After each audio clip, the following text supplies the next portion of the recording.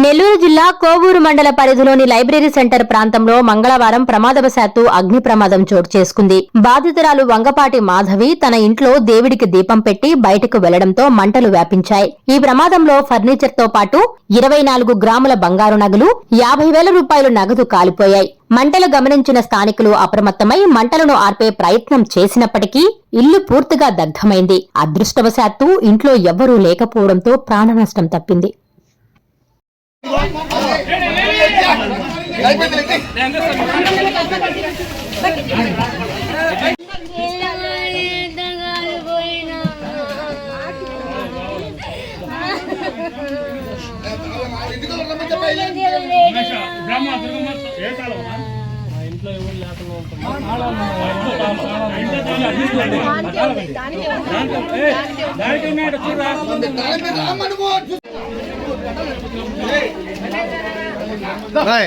इधर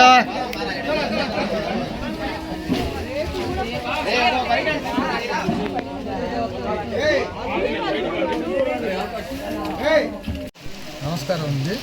మేము ఇక్కడ కోవూరు మసీదు వీధిలో నివసిస్తాము. ఇక్కడ చీకరేం బావి వీధిలో ఒక ఇల్లు దేవుడికి దీపం పెట్టుంటే ఆ దీపం వల్ల మండి ఇల్లు కాలిపోయింది.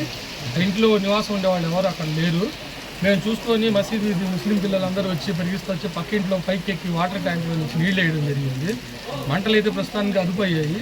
వాళ్ళ ఇల్లు పూర్తిగా ధ్వంసమైపోయింది. చాలా పేదవాళ్ళు. ప్రభుత్వం వారికి ఏదన్నా దయచేసి సాయం చేయాలని కోరుతున్నామండి.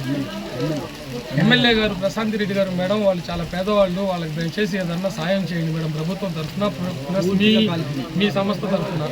Please subscribe SS News AP.